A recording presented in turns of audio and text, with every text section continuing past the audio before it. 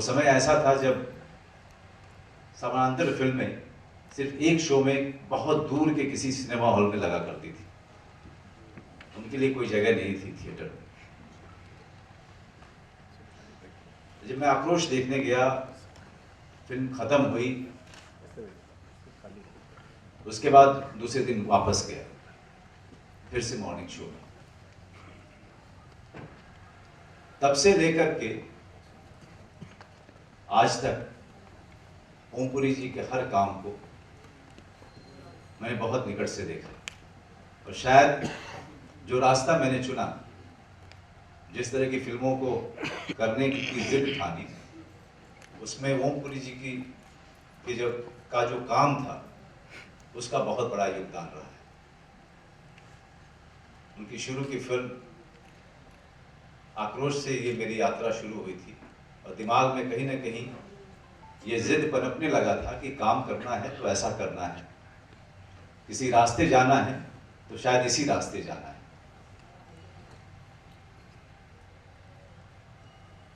तो सबसे पहले तो मैं ओम भाई को हमेशा ये बात तब फोन पे या जब भी मिलते थे तब मैं उनको बार बार बोलता था। और जिस तरह के व्यक्ति थे, अगर आप में से किसी ने भी उनको निकट से जाना हो, वो हर कॉम्प्लीमेंट को हंस करके टाल दिया करते थे। उन्होंने कभी भी अपनी महानता का बोझा ढोया नहीं। एक फिल्म कर रहे थे हम लोग, चक्रव्यूह, प्रकाश झा जी की फिल्म थी। पंचमढ़ी मध्य प्रदेश में एक रेस्ट हाउस था, जिसमें कि हम 5-6 जो है मेन कलाकार ठहरे हुए थे, और साथ में निर्देशक भी थे। और हर शाम को शूटिंग के बाद अपनी अपनी वर्जिश करने के बाद बाहर कुर्सी लगा के अपने अपने कमरे के हम लोग बैठा करते थे, और ओम भाई भी आ जाया करते थे वहां।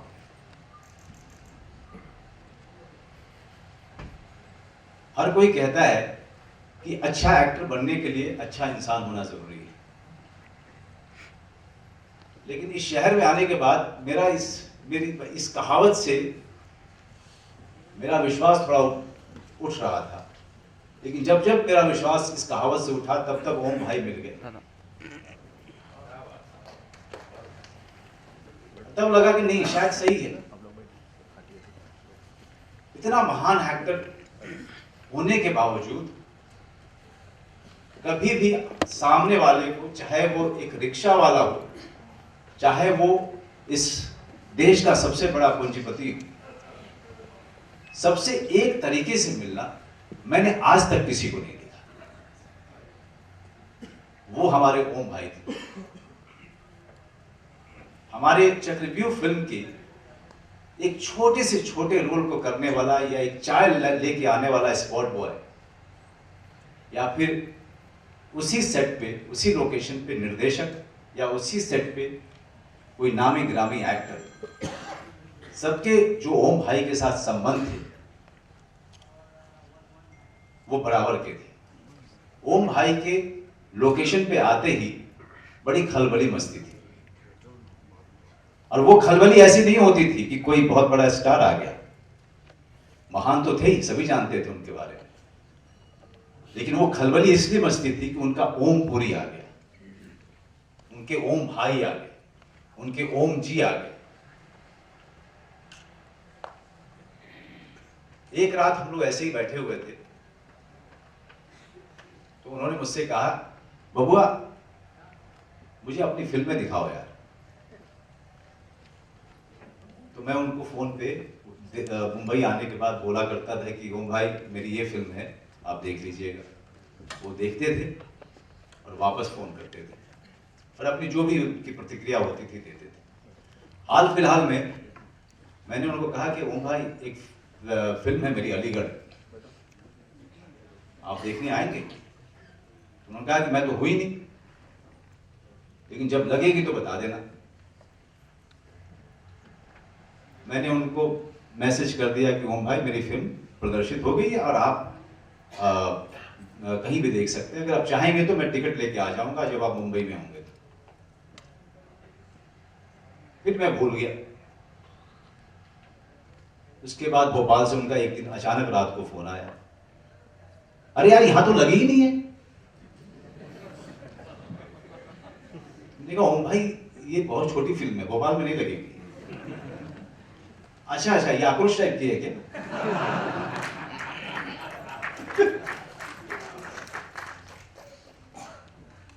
मैंने कहा ओम भाई आप इसके बाद कहाँ जाएंगे? मैं लखनऊ जाऊंगा। ठीक है, तो शायद वहां लगी होगी। फिर उसके बाद मैं भूल गया। रात को उनका अचानक फोन आया, तो मैंने उनका नाम देखा फोन पे, तो मुझे लगा कि शायद इन्होंने अलीगढ़ देख ली है। मैंने कहा कि आपने देख ली? तो उन्होंने कहा अरे बबुआ, यहाँ पर के जो एसपी हैं वही वो तुम्हारे गांव के हैं, तुम्हारी उनसे मैं बात कराता हूँ। अलीगढ़ तुम्हारी यहां भी नहीं लगी है, मैं बाद में देख लूंगा। फिर उन्होंने एसपी साहब से बात कराई। फिर एक दिन अचानक इसी तरीके से हर 15-20 दिन के अंतराल में उनका फोन आता था, और हर बार मुझे लगता था कि इन्होंने अलीगढ़ देखी। लेकिन वो साथ में जो बैठा होता था उससे बात कराते थे, और साथ में ये भी बोलते थे कि बबुआ मैंने अलीगढ़ देखी नहीं, यहाँ लगी ही नहीं। मैंने कहा ओम भाई बड़ी छोटी सी फिल्म है, ये 2 महीने कहीं नहीं चलने वाली है। इस तरह का नाता उनके साथ। लेकिन ये सारा प्रसंग दिखाता क्या है एक शख्सियत के बारे में? ये प्रसंग ये दिखाता है कि जिसके साथ भी वो जुड़ते थे उसके साथ पूरी तरीके से जुड़ते थे। अगर अलीगढ़ की बात मैंने उनसे की थी तो 4-5 महीने तक हर शहर में ढूंढते रहे अलीगढ़ को। ऐसे थे हमारे ओम भाई। अगर आप उनके साथ बात करने बैठ जाओ तो आपको नींद आएगी, उनको नींद कभी नहीं आती थी। और हर बार बोलते थे यार कुछ देर और बैठो, कुछ देर और बैठो। बातों का सिलसिला कभी खत्म नहीं होता था। और मैं आपको सही कहूं तो ओम भाई के साथ मेरे बातों का सिलसिला कभी खत्म होगा भी। मैं हमेशा आज भी जब मैं आपके साथ खड़ा हूं, मैं उनके फोटो की तरफ देख करके, उनके हंसते हुए मुस्कुराते हुए चेहरे को देख करके ऐसा लग रहा था जैसे कि वो मुझसे बात कर रहे हैं।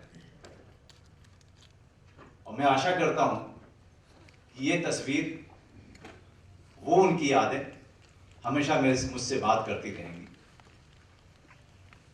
ओम भाई जहां भी हैं खुश रहें, और उनकी आत्मा को बहुत खुशी होगी अगर हम लोग खुश रहेंगे। धन्यवाद।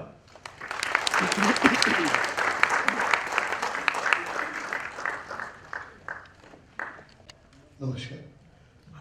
ओम जी के बारे में क्या कहें, मनोज जी ने इतना कुछ कहा है। मुझे तो सिर्फ इतना याद है कि मेरा बेटा एक पिक्चर बना रहा था, ना घर के ना घाट के, राहुल अग्रवाल। उसके अंदर उसने डेब्यू किया था एज ए डायरेक्टर और एज ए हीरो ऑल्सो। उसके दोनों कलाकार रवि किशन जी यहाँ बैठे, और साथ में ओम जी थे उसके अंदर। ओम जी ने उनके फादर का रोल किया था। और मेरे ख्याल है कि जैसे वो सेट पे आए, उन्होंने राहुल का मनोबल इतना बढ़ाया कि शायद वो पिक्चर ना कर पाता, वो उस पिक्चर में ना होते। फिर मैं पिक्चर पुलिसगिरी बना रहा था। पुलिसगिरी के लिए ओम जी को सब एक ही दिन फोन किया, मैं ओम जी ये रोल है, पुलिस कमिश्नर का रोल है, आप करेंगे? उनको मैंने वो रोल सिर्फ 2 मिनट के लिए सुनाया, कहा मैं कर लूँ। वो एक ऐसे शख्स थे जो बिना एडवांस लिए हुए, बिना पेमेंट लिए हुए, बिल्कुल भी गुमान नहीं था किस चीज़ का, किस चीज़ का भी उनके दिमाग में ये नहीं था कि मैं काम करता हूँ। इसके अलावा मैं क्या हो सकता। Thank you very much.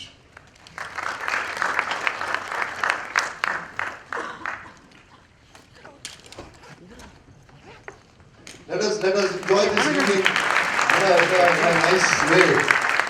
हम इसके सक्सेस की बात कर रहे हैं और इनके मूवमेंट्स की बात कर रहे हैं, तो प्लीज मोड से बाहर निकलिए। उस मोड से बाहर निकलने के लिए सिर्फ एक आदमी है हमारे बीच में, वो है जॉनी लीवर साहब।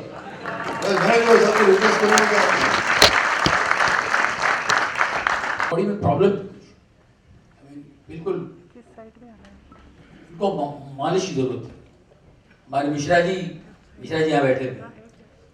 मिश्रा जी मालिश वगैरह करते थे, उनकी बहुत सेवा करते थे, उनको एक्सरसाइज करना पड़ता था, स्विमिंग भी करते थे। वो डॉक्टर ने बताया स्विमिंग करना चाहिए, तो वो ये सब करते थे।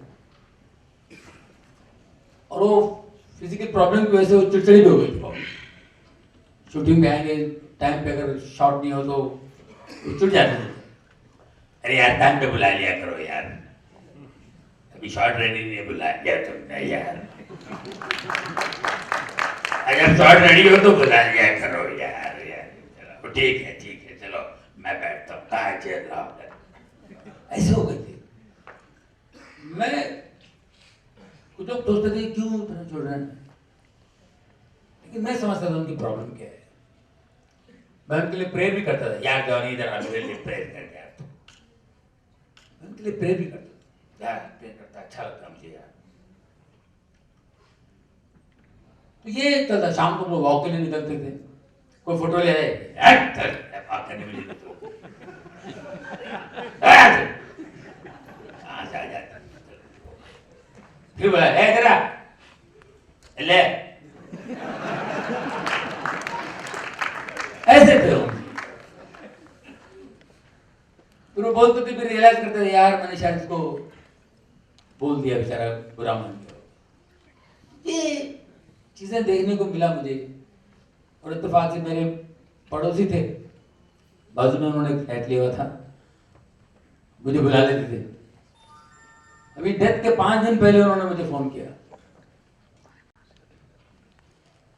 यार जॉनी भाई मैं एक फिल्म कर रहा हूँ, नंदिता दास बना रही है फिल्म, उसमें दादा मुनि का कुछ है, अशोक कुमार जी का, तुम यार कुछ डायलॉग करते ना, कुछ कॉपी करके कोई उनका डायलॉग मेरे को व्हाट्सअप करना। मैंने कहा भाई मैं व्हाट्सएप पे नहीं हूँ, फिर भी मैं अपने बेटे के यहाँ से कुछ करके भेजता हूँ। मैं भेज नहीं पाया, तो मुझे तकलीफ है। वो सोच के कोई सोचता है यार मैं भेज दिया था उनको। घर जाऊँ तो बहुत प्यार करते थे और पीते बहुत थे वो। जब अगर छुट्टी हो तो ही बहुत पीते थे। एक बार मैं घर गया, मिश्रा जी भी थे, तो मेरे लिए उन्होंने चाय बनाई, कप साथ लेके और जानी साहब क्या लोगे आप बताओ। और मेरी हालत अब गिरेंगे होगा, वो गिरते ही नहीं थे, बाहर जा रहे किचन में, ये डांट। और मैं देखो, मैंने इनकी फिल्म मंडी देखी, आक्रोश, वही ओमपुरी उनके साथ बैठा हूँ, उनके घर में बैठा हूँ मैं, मुझे सर्व कर रहे हैं। ये ग्रेटनेस मेरे लिए मतलब क्या बताऊं, हम कितने बड़े थे। लेकिन मैंने एक चीज देखी अंदर, तो पर्सनल लाइफ मुझे मालूम नहीं ज्यादा, क्योंकि हर एक की जिंदगी में कुछ ना कुछ प्रॉब्लम्स होते हैं। कहीं से दुखी, क्या दुख था उनको खुद ही जानते, मगर फिर भी वो अपने आप को खुश रखते थे। ये मैंने ऑब्जर्व किया। मेरे को तो यार कोई शेर सुनाओ, मुझे 2-4 शेर याद है तो मैं उनको कोई सुनाता था। एक शेर उनको बहुत पसंद, तो बोले यार सुनाओ, वो यार वो टेप करके दो मुझे, फला मुझे फिर से सुनाओ। तो एक शेर मैंने उनको सुना, किसी शायर का शेर है, तो मैंने याद कर लिया था, उनको मैंने सुनाया। जहां से तेज हवाओं का आना जाना है, जहां से तेज हवाओं का आना जाना है, नतीजा कुछ हो वहीं पर दिया जलाना है। जहां पर तेज हवाओं का आना जाना है, नतीजा कुछ हो वहीं पर दिया जलाना है। हवेली वालों हिकारत से मेरी सिमत न देख, मुझे यहाँ नहीं जन्नत में घर बनाना है। ईश्वर के हिसाब से वो ये बातें उनके अंदर थी, ये बात ये खूबी उनमें थी। डेफिनेटली वो जो भी थे, डेफिनेटली उन्होंने जन्नत में घर बनाया है। जिस हिसाब से वो थे, जैसे वो लोगों से उनका बर्ताव था, बिहेवियर उनका, जिस तरह मिश्रा जी इनकी सेवा करते थे, कि मिश्रा जी से अपने भाई की तरह मिश्रा जी को करते थे। ये मिश्रा जी का बेटा है जॉनी, जी जॉनी भाई मिश्रा जी का बेटा है, ये बहुत क्या बड़ा अच्छा काम करता है, ये पढ़ा लिखा लड़का है, ये वो, इस तरह की बात। छोटा बड़ा कुछ नहीं, हर एक से मोहब्बत रखना। और किसके लिए क्या क्या करते थे वो चुपचाप। ओम जी बहुत ही कमाल के थे। बस मैं दुआ करता हूँ खुदा से, ऊपरवाले से कि उनकी आत्मा को शांति मिले और बेहतरीन जगह मिले और वाकई जन्नत में। Thank you, thank you.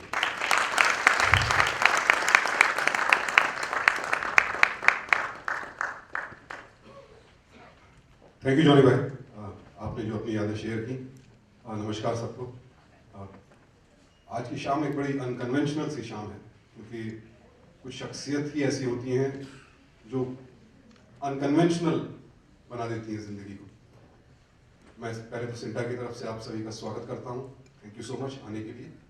बहुत सारे लोग हैं जिनकी बहुत सारी यादें हैं ओम जी के साथ। इस शाम का विचार आया, हम लोग साथ में थे, अशोक पंडित जी, मैं,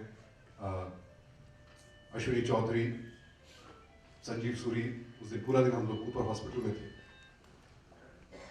जी थैंक यू। और भी किन्हीं के अगर अभी साइलेंट ना हो, साइलेंट कर लें प्लीज फोन। तो बड़ा अजीब माहौल था कि फॉर्मेलिटीज जो होनी है बहुत बड़ा शौक था, क्योंकि जिस सुबह ये समाचार मिला उससे पिछली ही शाम ओम जी से मेरी बात हुई थी। दिन में 3-4 मिस्ड कॉल थे पीआर के, मुझे समझ नहीं आया। मैंने फाइनली कॉल बैक किया, मैसेज आया कि सर ओम जी बात करना चाहते हैं। तो मैंने वापस फ़ोन किया। ओम जी मूड में थे। ओम जी ने शुरुआत ही जो है वो ऐसी की कि हाँ भाई राजपूत, क्या हाल है। ये तो एक वैसे एक सुशांत सिंह राजपूत है, एक मैं सुशांत सिंह हूँ, तो वैसी जिंदगी में बहुत कंफ्यूजन है। ओम जी भी ऐसे बोले तो थोड़ा वैसी सर की सर अभी तक राजपूत नहीं हुआ, जाट ही होंगे। हंस पड़े। प्रेसिडेंट साहब प्रणाम।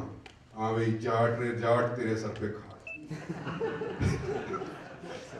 जी सर ठीक है सर, है कोई जवाब तेरे पास? हैं? मैं कहा सर 16 दूनी 8, और क्या जवाब दे सकते? नहीं जोक सुन। बनिया और जाट घूम रहे थे। बनिया ने कहा जाट रे जाट, तेरे सर पे खाट। जाट ने कहा बनिया रे बनिया, तेरे सर पे कुल। बनिया बोला इसमें क्या तुक हुई? तुक नहीं है साले, वजन तले तो मरेगा तू। So that was Om ji. And फिर सीधे शूट पे बोले हाँ बेटा बता भाई बच्चे और क्या हो रहा है सिंटा में। सर सिंटा में कल तो मीटिंग है हमारी एग्जीक्यूटिव कमेटी की, आप आ जाओ, शहर में हो तो।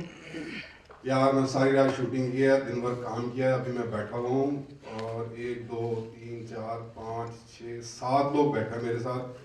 कोई गुजरात से है, कोई महाराष्ट्र से। मैंने सर वेरी गुड, आप नेशनल इंटीग्रिटी कर रहे हैं। एक ये भी है, क्या नाम है, खालिद, ये मुसलमान है, इसे सुबह तक मैं हिंदू बना दूंगा, ये घंटी बजाएगा मंदिर में। फिर बोले बेटा कल मैं जा रहा हूँ अमेरिकन कॉन्सुलेट, मेरा कुछ वर्क परमिट है और मैं तो आ नहीं पाऊंगा। कोई नहीं सर, मैं मीटिंग के बाद शाम को मैं घर आता हूँ, आपको अपडेट देता हूँ क्या क्या हो रहा है सेंटा में। देन ऑफ कोर्स सुबह उठे तो शौक था। बट दिन भर जब भी साथ थे पंडित जी, अश्विनी चौधरी और मैं, अपार्ट फ्रॉम द शौक, जैसे नाम लेते थे ओम जी का, तो कोई उनका एक मजाकिया किस्सा, कोई उनका सेंस ऑफ ह्यूमर, उनका बोलने का अंदाज वो याद ना आ जाए और हम मुस्कुराकर बात ना करें पूरे दिन, ऐसा हुआ नहीं। ओम जी मीन्स लाफ्टर, हैप्पीनेस, खुशी। पूरा दिन उस शौक के बावजूद हम मुस्कुराते रहे, ओम जी को याद कर करके, उनका नाम ले लेके। तब यह ख्याल आया कि यार एक शाम ऐसी ही रखी जाए जहां जो ओम जी थे, जो उन्होंने हमारी जिंदगी में बांटा, जाने अनजाने, हम में से बहुतों को डायरेक्टली जानते थे, किसी को नहीं जानते थे, बतौर एक्टर, बतौर एक शख्स के तौर पर जो जादू बिखेरा हमारी जिंदगी में, जो खुशी बिखेरी, वो खुशी आपस में बांटते हैं। क्योंकि शायद ये सच्ची श्रद्धांजलि होगी इस तरह की शख्सियत को। ऐसे लोग फिजिकली जाते हैं लेकिन जाते तो हैं नहीं, is going to remain there forever, सबके दिलों में, और सबके करीबी थे। शायद एक कमाल की बात जो मुझे लगी, संजीव पुरी ने मुझसे पूछा यार आप ओम जी को कब से जानते हो? यार पहली बार उनको मिला था मैं 20 साल पहले अलकाजी साहब को फेलिसिटेशन कर रहे थे, वहाँ पर ओम जी बोलने आए थे, तब पहली बार मिला था, फिर कुछ काम किया। अच्छा 20 साल से जानते हो? मैंने कुछ कहा नहीं, क्योंकि मुझे भी अच्छा लग रहा था सुनने में कि हाँ मैं 20 साल से ओम जी को जानता हूँ या ओम जी मुझे 20 साल से जानते हैं। मैं घर गया, वाइफ से बात हो रही थी, मैंने कहा यार ये सवाल मुझे पूछा उसने, और फिर मैंने सोचा ओम जी मिले थे तब जानते नहीं थे ओम जी, लक्ष्य में काम किया पहली बार, फिर मैंने जिक्र किया कि सर हम गुरु भाई भी हैं, अलकाजी साहब आपके गुरु हैं, मेरे भी गुरु हैं, वहाँ से एक रिश्ता बना।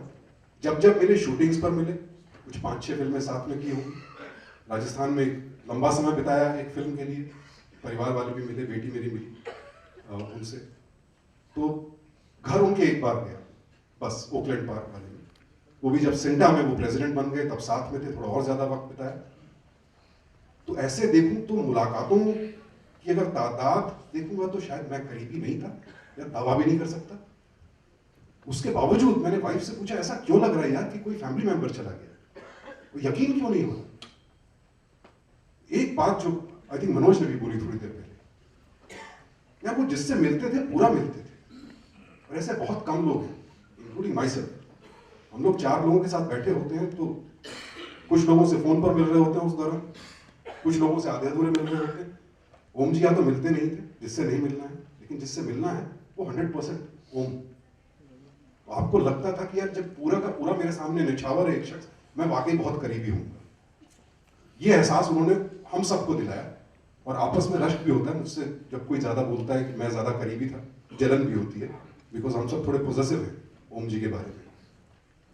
और एक मासूमियत जो अंत तक नहीं छोड़ी उन्होंने, बचपन अपना जो साथ में समेटे रखा, वो मासूमियत अदाकारी में भी दिखती है, उनकी शख्सियत में भी दिखती है।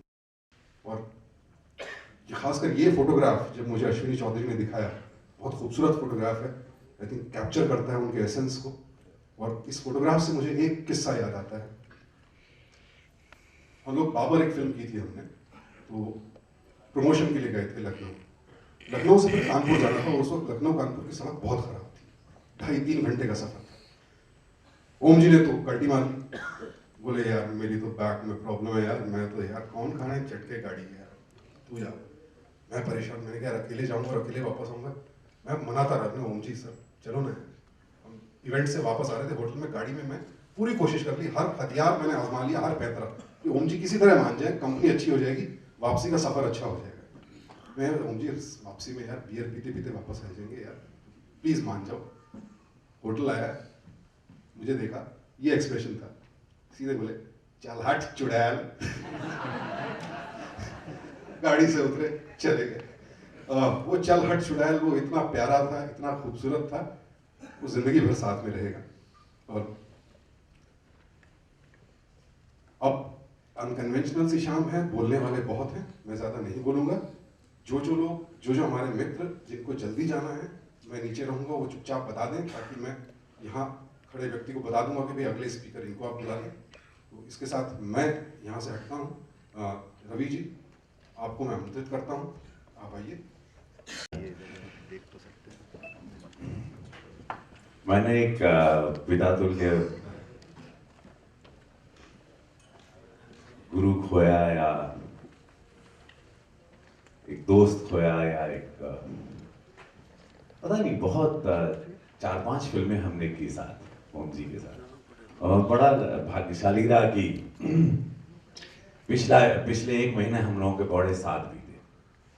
बनारस में थे, एक फिल्म कर रहे थे, बनारस 2006 बॉम्ब ब्लास्ट पे फिल्म थी, तो बड़े मस्ती में थे वो। उनके दुख गम सबको पता है, मुझे भी पता थे, क्योंकि हम लोग मुझे बड़ा देसी मानते हैं कि तुझसे बड़ी गांव की महक आती। मुझे बोले तू बड़ा देसी मुंडा है, और मनोज भाई को जैसे बबुआ बोलते हैं, मुझे भी बबुआ बोलते हैं। और वो ये भी हुआ कि उस दिन जो डिबेट में बड़ा हंगामा हुआ इस देश में, ये देश भी हमारा अद्भुत है। उस दिन मैं भी उस डिबेट में, मैं दिल्ली में बैठा था, ये लखनऊ में थे, और उसको कुछ प्रोवोक करके कुछ पूछ लिया गया होगा। शूटिंग से आए थे, जबरदस्ती उनको माइक निप्पल लगा दिया होगा कि बोलिए बोलिए, तो बैठ के कुछ बोलने लगे होंगे। अवघड़ा आदमी थे, अवघड़ों को छेड़ना नहीं चाहिए, लेकिन छेड़ देते थे, क्योंकि वो अवघड़ यहाँ से और कलाकार मुझे लगता है यहाँ से नहीं सोचते, वो यहाँ से सोचते इसलिए कलाकार हो। और वो ओम जी थे, उन्होंने बोला, मैं भी था डिबेट में, मैं उनको देख रहा था, टीवी पे देख रहा था। वो बात गई, उसके 2 दिन बाद हमको बनारस मिला था और हंगामा तब तक देश में त्राहिमाम मचा था, सब लोग गरिया रहे थे, ये हैं वो हैं, फलाना है ठिकाना है, जिसको जो मन में आ रहा था बोले जा रहा। और हम लोग बनारस मिले। बनारस क्या मिले, हम लोग तो मुंबई एयरपोर्ट से ही साथ चले, कॉफी वॉफी पिए। तो मुझे लगा कि भाई लोग बड़ा गाली देंगे, लेकिन मैं देख रहा था कि फोटो खिंचवाने वाले की तादाद बहुत बढ़ी और सेल्फी बहुत खिंचाए जा रहे थे लोग। बनारस था, फिर हमको लगा बनारस में हड़कंप होगा, क्योंकि इतना आग लगी हुई थी देश में कि देशद्रोही आ गए और ये फलाना फलाना बहुत सब। तो वहां देखे तो और ज्यादा फैन फॉलोइंग बढ़ गई थी। और फिर रात हम लोग साथ बैठे, अक्सर उनको ईस्ट टू लव ड्रिंक, तो शराब बहुत पसंद करते, उनको मजा आता था, आनंद लेते थे, क्योंकि उसमें और मस्ती में आते थे। उनके अंदर का बालक है ना मिश्रा जी, मिश्रा जी हम लोगों ने बहुत अच्छा समय बिताया, मिश्रा जी और कई सालों से ओम जी के साथ हम लोग अच्छा समय बिताया। मिश्रा जी आपको बहुत प्यार करते थे, पत्नी की तरह।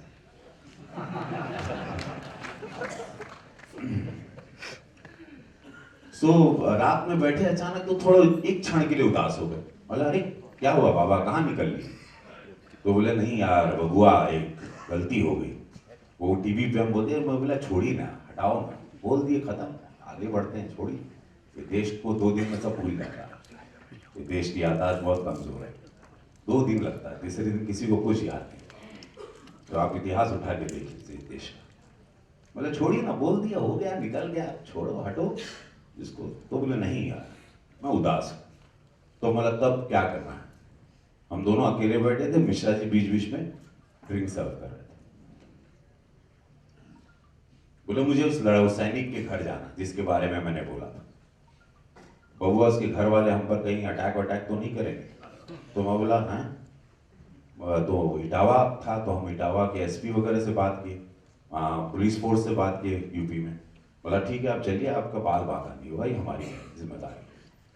और उनकी पूरी पूरी सुरक्षा वगैरह करके वो वहाँ गए।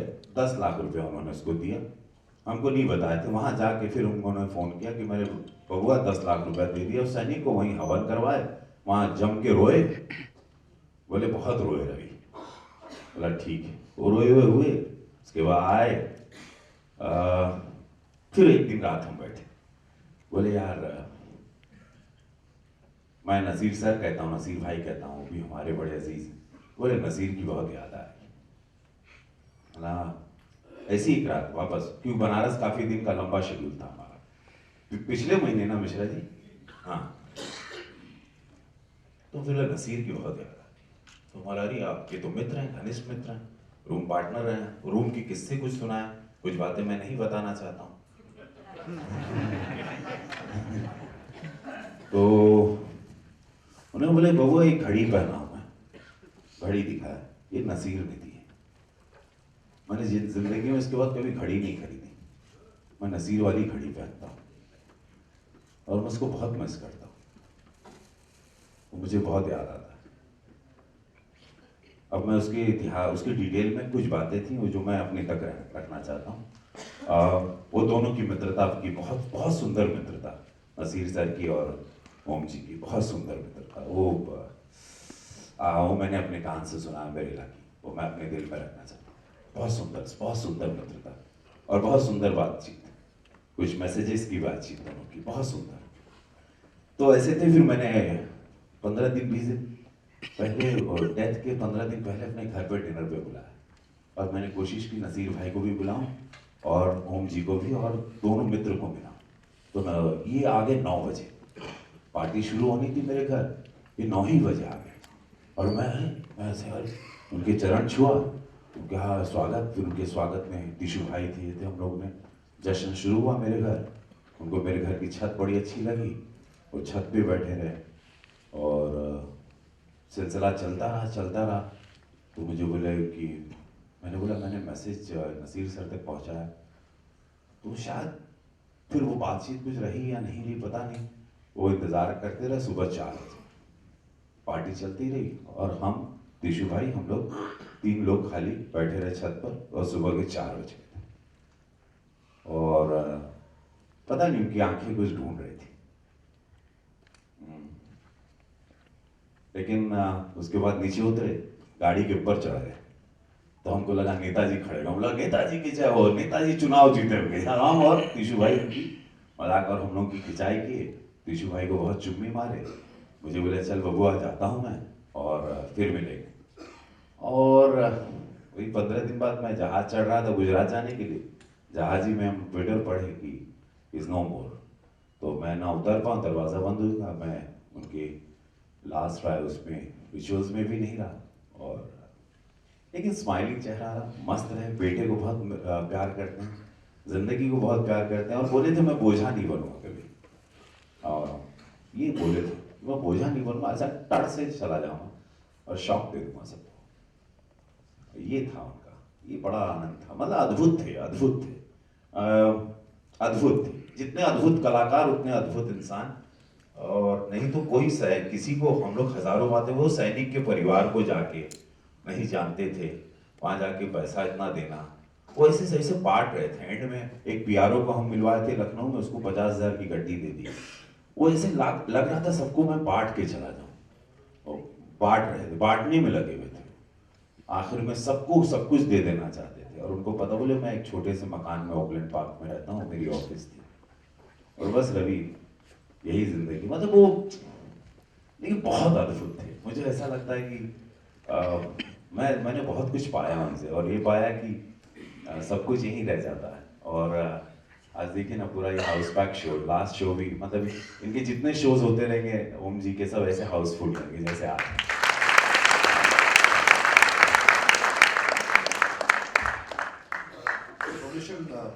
सुशांत,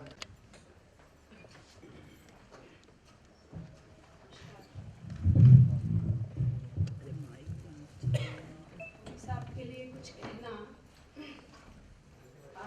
मुश्किल है, कठिन है। कठिन इसलिए नहीं कि शब्दों का अभाव है, कठिन इसलिए कि साइंस में शायद 3 या 4 डायमेंशन होते हैं, और योग वशिष्ठ में 16 डायमेंशन होते हैं। पुरी साहब के हजारों डायमेंशन थे। मैं आज सबको सुन रही हूँ तो मुझे ईर्ष्या सी हो रही है कि वो सबके थे, किसी एक के नहीं थे। और कहने को ज़्यादा कुछ नहीं है मेरे पास, क्योंकि शायद इतना ज़्यादा जब होता है तो थोड़े से में कहना बहुत मुश्किल होता है। उनको एक कविता बहुत पसंद थी जो मैं अक्सर उनको सुनाया करती थी, दुष्यंत कुमार की है। इस नदी की धार से ठंडी हवा आती तो है, नाव जर्जर ही सही लहरों से टकराती तो है। एक चिंगारी कहीं से ढूंढ लाओ दोस्तों, इस दिए में तेल से भीगी हुई बाती तो है। दुख नहीं कोई कि अब उपलब्धियों के नाम पर और कुछ हो न हो, आकाश सी छाती तो है। और एक शेर उनको मैं नजर करती हूँ, ज़रूर सुन रहे होंगे, और यही है, हम लोगों के साथ है वो, तो मैं उनको सुनाती रहती हूँ। जो ना मिल सके वो बेवफा, ये बड़े अजीब सी बात है। जो ना मिल सके वो बेवफा, ये बड़े अजीब सी बात है। जो चला गया मुझे छोड़कर, वही आज तक मेरे साथ है।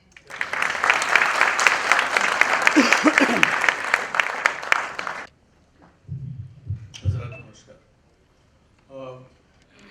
एक बात जो हमारी सेंचुरी को एक मुकाम तक पहुंचा रही है, वो बात है सिनेमा का अन्वेषण। और इस छोटे से बड़ी डिस्कवरी इन्वेंशन से Om Puri is going to be alive forever. तो चाहे कर पर्सनल बातें नहीं कर रहा हूँ, but as a follower, as a lover, चाहे वो सदगति हो या आक्रोश, अर्धसत्य, और फिर गियर बदल के जाने भी दो यार, चाची 420, मंडी का वो फोटोग्राफर। तो ये इतने सारे जो रंग उन्होंने भरे हैं, I think it's going to be there for later generations to learn from. और वो ऐसे गुड पीरियड जो कहते हैं, उसमें उनका भाग जो था पैरेलल सिनेमा में, जहाँ लोगों ने असली भारत को दिखाया। अभी मल्टीप्लेक्स भारत दिख रहा है, टिकट के हिसाब से पिक्चर बनती है, लेकिन पुरी साहब के दौर में उनकी 2 पिक्चरों में तो मैं साथ में था, होली में था 1984, और इमीडिएटली नेक्स्ट ईयर मैं मिर्च मसाला में निर्देशन साहेब था केतन मेहता का।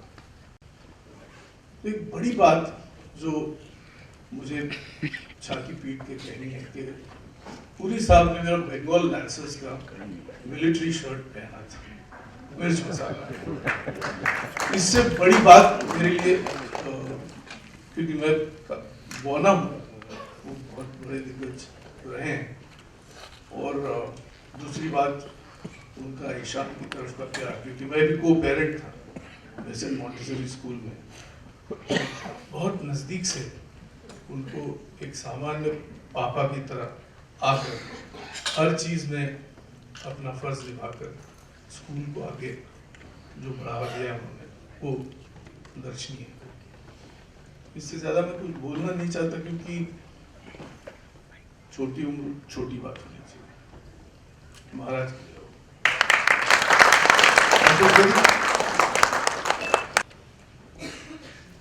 दोस्तों नमस्कार।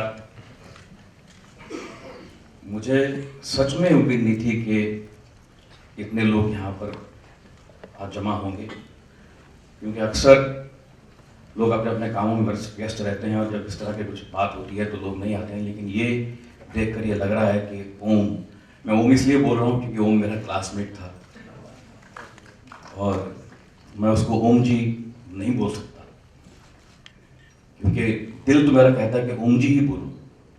लेकिन क्योंकि हम साथ में FTI में 1974 से साथ में थे, मुझे याद है कि FTI में जब हम दाखिल हुए तो हमारी क्लास में 11 एक्टर थे, मेल्स, 7-8 लड़कियां थी। उस समय आपको सबको पता ही है कि 74, 75, 76 में, उस ज़माने में 70s 80s में कन्वेंशनल हीरो का ज़माना था। मतलब अगर कोई एक्टर बनना चाहता है तो कम से कम 5 फुट 10-11 इंच हो, अच्छी बॉडी हो, शक्ल भी अच्छी खासी हो, तब एक्टर इंडस्ट्री एक्सेप्ट करती है, वरना नहीं करती। इस तरह की एक धारणा थी, सब इसी तरह के एक्टर आया करते थे उस ज़माने में। तो जब सिलेक्शन हुआ तो 10 एक्टर तो वहाँ पहुँच गए टाइम पर FTI में, जो डेट थी एंट्रेंस के उसके हिसाब से। लेकिन एक जरा देर से पहुंचा, वो मैं था। अब क्योंकि मेरा नाम राकेश बेदी है, तो पता नहीं ये कैसे धारणा ये फैल गई कि राकेश बेदी कुछ कबीर बेदी का लगता है। तो लोगों ने अपने मन में ही एक इमेज बना ली कि एक 5 फुट, बाकी जितने भी थे वो सब 5'11" से कम कोई नहीं था, सब लंबे चौड़े थे, एक मैं ही सबसे छोटा था। तो लोगों को लगा कि ये भी जो राकेश बेदी आ रहा था शायद ये भी कबीर बेदी की फैमिली से है, ऐसा कुछ धारणा पता नहीं क्यों बन गई। तो उनको लगा कि एक 6 फुटा नौजवान कोई आएगा। तो मैं 1-2 दिन जब लेट पहुंचा, मैंने क्लास में एंट्री मारी, तो उसके बाद मुझे भी याद है कि वो मुझे एक कोने में कहीं मिला और उसने कहा, एक मोटी सी गाली थी पंजाबी में, ओए तू राकेश बेदी है? मैं कहा हाँ जी। फिर तेनों देखदा मैं। तो मैंने क्यों डरे हुए थे मुझसे तुम? बोला नहीं यार, हमको लगा कि कोई कबीर बेदी का वो आ रहा है। तो क्यों, क्या उस वक्त क्या होता है कि जब आप क्लास में जा रहे होते हैं, एक कंपटीशन की बड़ी भावना होती है कि कहीं ये मुझसे आगे ना निकल जाए, इसको जल्दी काम ना मिल जाए, ये कुछ ज़्यादा आगे ना बढ़ जाए जिंदगी में। तो इस तरह की एक फीलिंग सब में होती है, क्योंकि आप दोस्त तो बने नहीं होते, पहला दूसरा दिन नहीं होता है क्लास में। और दूसरी बात जिसको देख, जब मैं अभी भी सोचता हूँ मेरी आंखें गीली हो जाती हैं। FTI में एक दिन ओम ने ऐसे ही सुबह जिक्र किया कि यार आज मेरा बर्थडे है। तो हम सब ने कहा यार, मैं भी उसके साथ था, 3-4 लोग थे, मैं था, सतीश शाह था। हमने कहा यार ओम, आज तो केक होना चाहिए। बोला हाँ केक होगा शाम को, डेफिनेटली केक होगा। मैंने कहा पक्का? बोला हाँ हाँ केक का इंतजाम मैं करूँगा, आज मेरा बर्थडे है यार, बड़े दिनों से केक भी नहीं काटा। और आजकल जिस तरह की प्रथा है, आजकल किसी भी घर में बच्चे का बर्थडे हो तो केक फौरन आ जाता है, लेकिन उस जमाने में इस तरह से नहीं होता था। हमको लगा भाई आज FDI में जब हमारी कड़की का ज़माना था, खाने के पैसे कम होते थे, मुश्किल से गुजारा होता था, उस वक्त उन दिनों में केक मिलेगा शाम को, तो एक बड़ी एक आशा सी शाम तक बनी रही कि आज शाम को केक खाने को मिलेगा। ओम अरेंज कर रहा है कहीं से, तो केक मतलब पार्टी, छोटी सी पार्टी और केक। शाम के मेरे रूम में बैठे हुए थे 2-3 लोग, शाम के 7-8 बज गए, ओम का पता नहीं, और उस ज़माने में मोबाइल वगैरह तो आपको पता थे ही नहीं। सडनली दरवाजे पे मेरे नॉक हुआ और ओम अंदर आया, उसके हाथ में एक थैला था। तो मैंने कहा ये क्या है? बोला केक। केक दिखाई तो नहीं दे रहा। बोला 1 मिनट है। उसने थैला खोला, उसमें से 5-6 कप केक निकाले, जो छोटे होते हैं ना, वो उस ज़माने में 30 पैसे का एक आता था, 30 पैसे का एक। तो तकरीबन वो 6 केक 1 रुपये 80 पैसे के थे। तो वो केक निकाले और हमने भी उसको इतना एंजॉय किया। वो 6 केक हमने टेबल पे रखे, उन 6 केकों के सेंटर में एक मोमबत्ती जलाई, ओम से फूंक मरवाई और वो केक काटे और हमने खाया। ये जब भी इस बात को याद करता हूँ मेरी आंखें गीली हो जाती हैं। और दूसरी जो मुझे एक बड़ी अच्छी और इम्पोर्टेंट बात मुझे याद है कि जब गांधी फिल्म बन रही थी तो रिचर्ड एटनबरो यहाँ पर आए थे और साउथ बॉम्बे के एक होटल में ठहरे हुए थे और कास्टिंग कर रहे थे। तो मैं भी उस ज़माने में स्ट्रगल कर रहा था, ओम भी कर रहा, ओम को हर अच्छे रोल मिल चुके थे। तो मुझे पता चला कि वहाँ कुछ एक्टर्स जा रहे हैं रोल पाने के लिए, तो मैं भी वहाँ चला गया। मैंने स्क्रिप्ट सुनी थी गांधी की, तो मुझे जो भी चुनिंदा रोल थे उनके बारे में कुछ आइडिया था। तो मैं रिचर्ड एटनबरो से मिलकर बाहर निकला कमरे में से, तो मुझे ओम मिला बैठा हुआ। तो मुझे उन्होंने वेट करने के लिए बोला कि आप वेट कीजिए, आपको बताते हैं क्या डिसीजन है हमारा। तो मैं बैठा रहा, बाद में थोड़ी देर बाद ओम निकला। मैंने कहा ओम क्या हुआ यार तेरा? बोला मेरा हो गया। मैंने कहा कौन सा रोल? तो उसने रोल बताया। मैंने कहा वो बहुत छोटा रोल है, वो तो खाली एक सीन है यार, तो वो रोल करेगा। तो मुझे अभी भी याद, उसने मेरे कंधे पे हाथ रखा, मुझे बेदी बोल रहा था, और बेदी देखिए मैं एक सीन फाड़ के रख दिया।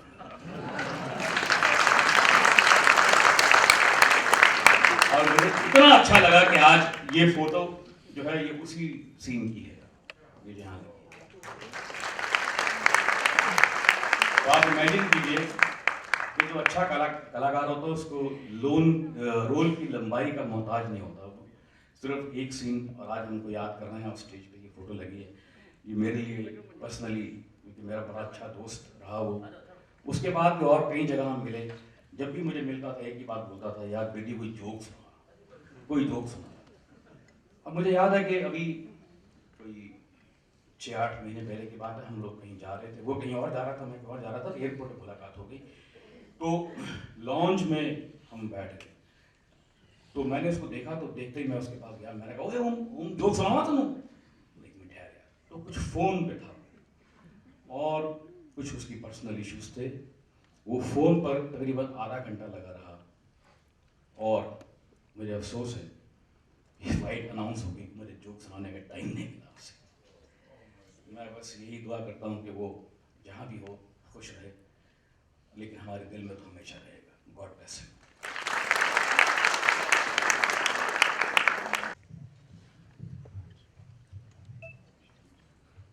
एक एहसास है, रूह से महसूस करो, हाथ को छू के इसे रिश्तों का इल्जाम न दो।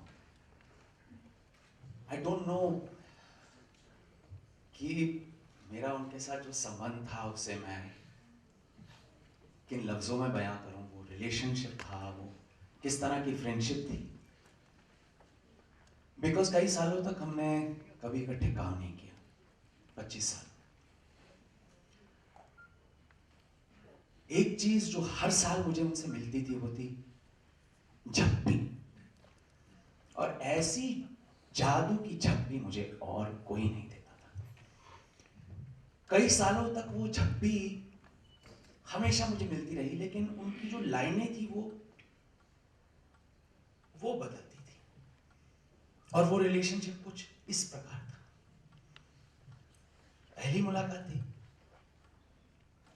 रजत, हैव वी वर्क टुगेदर? मैं कहा नहीं मुझे। 2 साल बाद, Rajat, we have not work together? मैं कहा नहीं मुझे। 2 साल और बीत गए, Rajat, we must work together. 2 साल और बीत गए, Rajat, why are we not working together? कई और साल बीत गए, मैं क्या Rajat, we have to work together. 2 साल पहले ये मौका मिला, हमने सिर्फ एक ही सीन किया था, 5 मिनट में खत्म। तो मेरे पास आए कहे कि रजत, ए कोई गल हुई, तो आऊं खत्म हो गया। तो मैं क्या, मुझे क्या करे, पर मेरी ख्वाहिश पूरी होगी। लेकिन उन्होंने सिर्फ एक चीज कही, कोई नहीं, ड्रिंक तो बनती है शाम को, आ जाइए मेरे कमरे च। That was my relationship.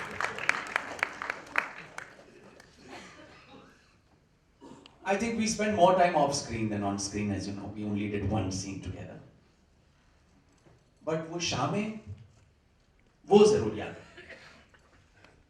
और मेरी अपनी पहली फिल्म की लाइनें मुझे याद आती है जब मैं उन शामों के बारे में सोचता हूँ। ये शामें सब की सब शामें, क्या इनका कोई अर्थ नहीं? घबरा के उन्हें जब याद किया, क्या उन शामों का अर्थ नहीं? And I think the biggest thing and the greatest thing about him, we are here to celebrate his work, his contribution to Indian cinema. But for me, वो हमेशा, because of his attitude and his humility, he will always be an example. He will always be that symbol to look up to. वो हमेशा एक मिसाल मेरे लिए थे और हमेशा रहेंगे। थैंक यू जी। जितने लोगों को सुन रहे हैं, जितने किस्से सुन रहे हैं, मन कर रहा है सुनते जाएं और ये शाम शायद खत्म ना हो। ओम जी जितने बेहतरीन कलाकार थे, जितने बड़े स्टार थे, उनकी एक खासियत थी कि वो, पंजाबी में कहते हैं निगाहबन, जिस निगाहबन से वो आपसे बात करते थे, आपको लगता था कि आपका कोई फैमिली का मेंबर है जो आपसे अभी अभी मिला है। इतना कंफर्टेबल वो आपको कर देते थे। मुझे याद है सीमा दीदी ने एक बार फ़ोन मिलाया और सीमा दीदी का नंबर था और आवाज़, that unmistakable baritone voice was Om Puri's, and he said, play करेंगी मेरा नाम? And he said, मैं तुम्हारी अमृता को अडाप्ट कर रहा हूँ पंजाबी में और ये मेरा कमबैक होगा थिएटर में, तो मैं चाहना कि तू अपने मेरे नाल करेंगी। जिस वार्मथ के साथ, जिस अपनेपन के साथ उन्होंने मुझे ये कहा, I definitely had to do this। मुझे जो उनके साथ वक्त बिताने का, उस रिहर्सल के दौरान, उस टूर के दौरान जब हम ये करते थे, चाहे हम लाहौर जाएं, चाहे कनाडा हो, चाहे दिल्ली हो, पंजाब हो, I really got to know the person that Om Ji was। जितने वो टफ टास्क मास्टर थे, मैंने कई बार उनसे डांट भी खाई और बहुत मज़ा आता था, बहुत अफेक्शनेट डांट जो कोई आपको अपना बड़ा डांटता है, दैट वाज लवली। लेकिन उसके बाद जो वो पैम्पर करते थे, जो जिस वार्मथ के साथ खाने का उन्हें बहुत शौक था, तो जो भी ढाबा, जो भी कोई जगह हो, जो वहाँ की खासियत हो, वहाँ लेकर जाते थे। एक बहुत खास किस्सा मुझे याद है और मैं जब भी उससे सोचती हूँ मुझे मेरे चेहरे पे मुस्कुराहट आती है। हम लोग पटियाला में थे, नीम राना पैलेस में हम लोग रुके थे, प्ले के लिए गए थे तेरी अमृता के लिए, और ठंड के दिन थे और इन्होंने कहा मेरी प्रिंसेस हो तुम पूरा प्रिंसेस स्वीट लो। तो मुझे अकेले पूरी छत पे वहाँ पे रहना पड़ा और वो नीचे किचन के पास में छोटे से रूम में रुके, बिकॉज उन्हें खाना खाना था वहाँ पर। सो सुबह सुबह इनका फोन आया मुझे कि दुर्गा मंदिर चलेंगी. तो I had just woken up. I said हाँ जी. तो ही सेड फटाफट आ जा नीचे. अब मुझे लगा शायद ऑर्गेनाइजर्स आ गए हैं, गाड़ी रेडी है और मैं ही शायद लेट हो गई हूँ. तो फटाफट से मैं रेडी हुई और नीचे गई तो देखा कि वो अकेले टहल रहे थे गेट के पास. तो मैंने कहा तो हम कैसे जा रहे हैं? तो ही सेड पैदल. तो आई न्यू कि जो मंदिर है वो इतना पास नहीं है. तो ऐसे पैदल सेड हाँ ऑर्गेनाइजर सुते होने, मैं नहीं उठा रहा उन्होंने, हम चलते हैं, ये पंजाब है, लिफ्ट ले लेंगे किसी से. सो आई वॉज वेरी सरप्राइज्ड कि जहाँ हमें ऐसी आदतें होती हैं बेसिक लग्जरीज, बेसिक कंफर्ट्स की, वहाँ एक इंसान इतना बड़ा स्टार, इतना बड़ा एक्टर, इतना रेगुलर, इतना नॉर्मल कि चल लिफ्ट ले लेते हैं. और बिल्कुल एफर्टलेसली गए पटियाला की सड़क पे जहाँ पंजाब मतलब, and asks for a lift. और वो आदमी इतना एक्साइट हो गया ओम जी को देखकर कि मुझे लगता है वो हमें मुंबई तक छोड़ जाता. सो बड़े कॉन्फिडेंस के साथ कहते हो यार सानू जरा दुर्गा मंदिर ला दे. ही सेड हाँ जी हाँ जी. अब हमें मंदिर तक लेके गए. मंदिर में हमने बहुत अच्छे दर्शन किए. तब तक सबको पता चल गया था कि ओमपुरी आए हैं. तो बहुत रश हो गया वहाँ पर. तो पंडित इतने सारे, हार हमारे पास थे, शॉल्स थे. तो पंडित बोले जी हम आपको आपकी गाड़ी तक छोड़ देते हैं, ड्राइवर होगा उसे फोन कर दीजिए, लाइए हम लगा देते हैं.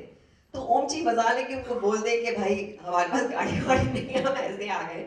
तो बोले नहीं नहीं वो हम कर लेंगे, तुम हमें बस शॉल और मालाएं दे दो. तो शॉल और मालाएं लेकर आधी उनके हाथ में आधी मेरे हाथ में. आई वाज टोटली क्लूलेस कि क्या हो रहा है. हम लोग बाहर गए और मैंने कहा ओम जी अब से रुक. एंड उन्होंने एक साइकिल रिक्शा रोका, फिर से लिफ्ट मतलब लिफ्ट तो नहीं, रिक्शा रोका और बैठ गए उस पर.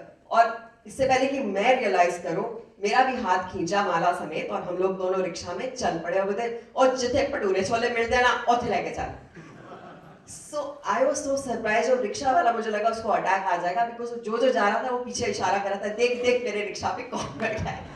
So and he was so unfazed, so unaffected, so normal that मैं ये सब नहीं देख रही थी, मैं सिर्फ उनको देख रही थी कि ये इंसान क्या है, इतने इतने खूबसूरत शख्सियत.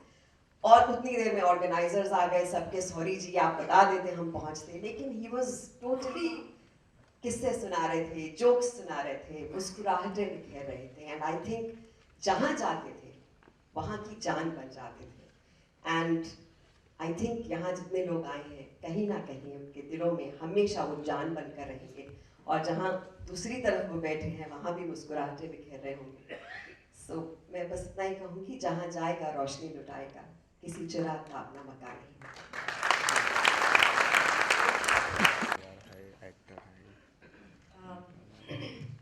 मैंने बहुत काम किया है उनके साथ. तो यहाँ आने से पहले मैं कुछ याद करी थी क्या क्या क्या कहूँगी, तो बहुत कुछ तो याद नहीं आया क्योंकि बड़े दिन से काम नहीं किया. पर छोटी छोटी बातें पुरानी में से कुछ याद आई, बहुत सारी बातें, क्योंकि हमने बहुत काम किया, बहुत सारी फिल्में फ्लॉप में भी काम किया, इसलिए ज़्यादा पता नहीं लोगों को. So मैंने कुछ ऐसा लिखा.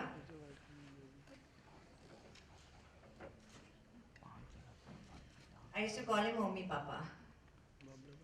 ओमी पापा तुम एक मुस्कुराहट हो. तुम्हारी याद आती है तो मुस्कुराहट आती है चेहरे पे. तुम्हारी नटखट आंखें मेरी हिंदी पे मुझे छेड़ना. अरे नीना कहती है ओम मेरे संग चलेगा. मंडी फिल्म में कौशिक के साथ तुम्हारी नोक झोंक. मेरी नीना बॉय कोई हाथ नहीं लगाएगा. मेरी प्रेगनेंसी में मुझे धीरे धीरे गाड़ी चला के घर छोड़ना. अपने कछुओं से खेलना. घर को सजाने की छोटी छोटी चीजें लाना. मेरे लिए भिंडी की सब्जी बनाना. वैनिटी वैन में बैठ के गप्पे लड़ाना. मसाबा को प्यार करना. अन्याय के खिलाफ लड़ना. अपने पिताजी से उनकी नोक झोंक. अपने भाई बहनों के प्रति उनकी कर्तव्य निष्ठा. बहुत कुछ है, धीरे धीरे याद आता है, कभी भूल जाता है, पर जब भी याद आता है कुछ भी एक मुस्कुराहट आती है चेहरे पे. तुम्हें और तुम्हारी बदमाशियों को याद करके, तभी तो मैंने कहा तुम एक मुस्कुराहट हो mummy papa. Thank you madam. जो ओम जी के साथ मैंने काफ़ी समय गुजारा, मैं चाहता हूं कि इनके लिए आप अगर जोरदार तालियां बजाएं तो आगे मानते चलिए, वो तालियां ओम जी के पास जरूर पहुंची।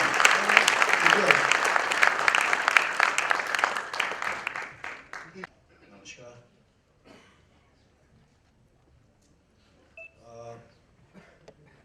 ओम जी को मैं मिला तो गांधी फिल्म के वक्त था, पर जान पहचान सही मायने में 1982 1982 मैं बॉम्बे आया। मैं जाने भी दे रहा फिल्म में प्रोडक्शन असिस्टेंट था, और मैं उन्हें पापा जी बुलाता था। और मैं इतना जानता हूँ कि एक्टर अच्छे आदमी सभी जानते हैं, पर ये जिस तरह का काम करके गए, चाहे हिंदुस्तान में हो चाहे हॉलीवुड में हो, सही मायने में अभी तक किसी ने हॉलीवुड सही मायने में अभी तक अगर हिंदुस्तान में किसी ने किया है तो वो ओम जी ने ही किया। और जैसा कि सबने बोला कि बहुत अच्छे आदमी, कमाल के एक्टर, पर मैं कुछ दो छोटी सी चीज़ें शेयर करना चाहूँगा कि मैं प्रोडक्शन असिस्टेंट था जाने भी दे यारों में, और उसमें कई काम करते थे हम लोग। तो प्रॉपर्टीज भी मैं कर रहा था, और उनका जो कैरेक्टर था वो हमेशा शराब पीता था, और एक हमने पेग मेजर उनके हाथ में रखा हुआ था। तो जब भी कभी शॉर्टकट होता था तो मैं उनके पास जाता था कि वो पेग मेजर दे दीजिए। तो कुछ घंटे के बाद उन्होंने मुझे बोला, यार तो फिक्र ना कर, लंबी ब्रेक होगी तो आना, नहीं तो मैं संभाल के रखूँगा, क्योंकि मुझे लगता था प्रॉप संभालना, और वही हुआ।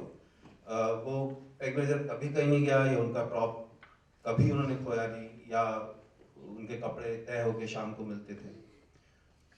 और फिर हमने कई फिल्में की बाहर, हम आउटडोर्स में बहुत टाइम एक साथ बिताया। एक फिल्म हमने की, ब्रिटिश फिल्म थी ब्रदर्स इन ट्रबल, जिसमें मैं लीड कर रहा था।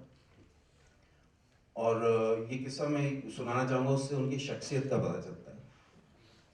तो हमसे वहाँ जो ब्रिटिश प्रोड्यूसर्स थे उन्होंने मुझसे पूछा कि आप लंदन में कहाँ रहना चाहेंगे। तो मैंने उनसे कहा कि मैं गेल आउट रेस्टोरेंट के पास, if you can do arrangement, because my friend was working as a manager there. और हम जो भी हुआ उसके फाइनली हम एक फ्लैट गेल आउट के पास शेयर कर रहे थे, एक अपार्टमेंट। और जब पहले दिन हम पहुँचे तो उन्होंने पूरा घर का मुआयना किया, और फिर मुझसे कहा कि तेरे जो दोस्त हैं भाटिया साहब, उनसे पूछते हैं मसाले कहाँ मिलेंगे। मैंने पापा जी मसाले क्यों, नहीं खाना बनाएंगे यार, पूरा इक्विप्ड किचन है। तो ऐसे नहीं खाना क्यों बनाएंगे, गेल आउट इसीलिए मैंने पास में बोला, और नीचे एक 24 आवर स्टोर है, कभी देर हो जाएगी तो वहाँ सैंडविचेस मिलते हैं। और नहीं यार रोटी बनाएंगे। तो ऐसे मैं खाना नहीं बनाऊँगा, मैं बर्तन धो दिया करूँगा, मुझे खाना बनाना बहुत बोरिंग लगता है, मैं बनाऊंगा यार, तू चिंता ना कर। सो एनीवे भाटिया साहब के पास से हमारे पास मसाले आ गए, और वो खाना बनाया करते थे। और कभी भी हमारी टेबल ऐसा नहीं हुआ कि हम सिर्फ दाल से सब्जी खा रहे हो, खाना खा रहे हो, हमारी टेबल पूरी भरी होती थी। और मैं एक सीन था, कभी कभी उसके लिए आटा ले आता था गेल आउट से, जस्ट टू रिहर्स कि मुझे रोटी बनानी। तो जो आटा साफ रहता था वो बोलते थे ए तू छुआ तो नहीं। और उसमें जैसे माएँ हमारी करती थी नहीं कि रात की सब्जी बची है तो उसमें उसको स्टफ्ड परोठा बना दिया। और वो 1 महीना रहे, और मैं 2 महीने रहा था, क्योंकि मेरा रोल पड़ा था। और उसी वजह से उन्होंने एक रोज, मैं अपने कमरे में स्क्रिप्ट पढ़ रहा हूँ और मुझे बर्तन धोने की आवाज आई, तो मैं दौड़ कर बाहर आया और मैंने बोले पापा ये मेरा काम है, तुझे नहीं करना। और नहीं यार तेरा रोल बड़ा है, तू स्क्रिप्ट पढ़ रहे से मैं कहीं खाली है। और कुछ टाइम से मैं बहुत रेगुलर नहीं मिल रहा था, और हमने बहुत अच्छा टाइम बिताया। बहुत मुश्किल होगा भूलना।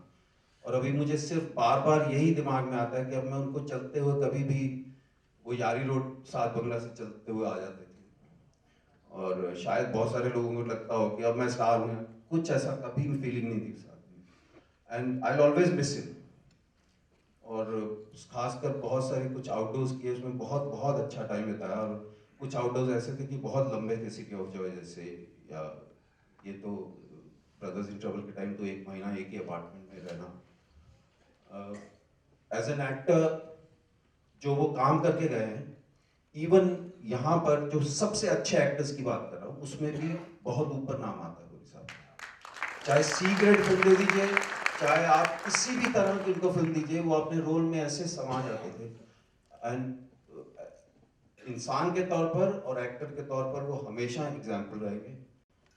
एंड आई विश हिम जहाँ भी हैं खुश रहे। I always miss him. Thank you so much. मुझे एक चीज़ बहुत अच्छी लगी कि वैसे तो टाइम डेथ नहीं है, सबको जाना है एक दिन, पर जितनी बार भी गेट टुगेदर हुए हैं, ये 2, 3, 4 बार लोग मिले, जिस तरह से इंडस्ट्री आई है और जिस तरह से आई फील वेरी गुड कि इस तरह का उस शख्सियत पर जो रिस्पॉन्स मिला है। नहीं तो जनरली मैंने जो एक्सपीरियंस किया है कि अगर आगे पीछे फिल्म से जुड़ा हुआ कोई ना हो तो बहुत कम लोग होते हैं। लेकिन आई thank you all of you. Thank you.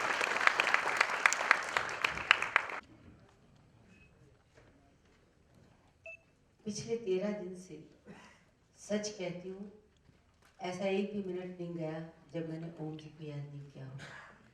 कुछ ऐसा हो गया कि उसको शब्दों में बयान ही नहीं कर सकते क्यों वो इतनी तकलीफ दे रहे थे। क्योंकि मैं सोचती हूँ कि इतने अच्छे व्यक्ति का, इतने समझदार व्यक्ति का ऐसा अंत क्यों हुआ, और वो जिंदगी में घबराहट पैदा हो जाती है। बहुत प्यार करते थे। नीना चली गई। मुझे ये कहना कि हम बैठिए, गई कोई बात नहीं, तो और भी अच्छी तरह से तो ओम जी से वैसे मंडी से पहले का मेरा रिश्ता है, क्योंकि ओम जी जब एनएसडी में थे तो मैंने शॉर्ट टर्म एनएसडी में कोर्स किया था, और उस समय उत्प्रेती साहब थे, वो म्यूजिक के टीचर थे। तो पता नहीं मुझे भी ऐसा शौक है, कभी टेबल बजा के गाया, कभी कुछ गाया। तो उत्प्रेती साहब के कानों में मेरी आवाज़ पड़ी, तो एक दिन अपनी क्लास में ले गए, और उस क्लास में ओम जी भी बैठे थे। मैंने गाया होगा, ओम जी ने सुना होगा, मैं निकल गई, पर ओम जी के दिमाग में वो गाना अटका हुआ था। फिर मंडी हुई, फिर बहुत सारी फिल्में हुई। जो भी व्यक्ति श्याम बाबू के साथ फिल्म करता है तो वो एक परिवार में बनता जाता है। ओम जी हमारे उस परिवार के सबसे अहम, एक जिसको कहते हैं कि उनका एक ओहदा था, और बहुत ही प्यार से सबके साथ होते थे। पर उन्होंने मुझे मरवा दिया। वो कभी भी, कहीं भी, रात के 12 बजे, सीमा भी यहाँ बैठी हुई हैं, रात के 1 बजे कहीं सड़क पे हो, कहीं झालावाड़ में कहूँ, कहीं भी बैठे हो, यार तुम्हारा देखो एक राजस्थानी यहाँ पे बैठा है, यार 1 मिनट वो गाना गा के बताना। तो मैं कौन सा, तो मैंने उस पर लगा दिया है, तुम गाओ। मैं ओम जी मैं भी नहीं गाना, तुम बड़ी चुड़ैल है, बात नहीं मानती, बड़ी स्टार बन गई, तुम कुछ भी डांट देते थे वो, और डांट को सहना पड़ता था। तो पहली बात कि इससे आगे मैं बढ़ूँ, कुछ ऐसा हुआ, छोटे छोटे रोल करते हुए मेरी ज़िंदगी में एक इंटरनेशनल फिल्म आ गई है, वो भी ओम जी के साथ। अब तक की फिल्मों में रोल छोटे होते थे, समय बहुत होता था, तो मैं उनके साथ बहुत मजाक करती थी। ये तो बिल्कुल आमने सामने, और वो उनकी तिरस्कृत वाइफ जो कि पाकिस्तान के पंजाब से थी। तो लेडली उर्विन ने जब उर्विन ने मुझे सेलेक्ट किया तो ओम जी से कहा इला रूम को, तो उनका है इला क्या करिए, वो तो राजस्थानी, उसको पंजाबी आता ही नहीं।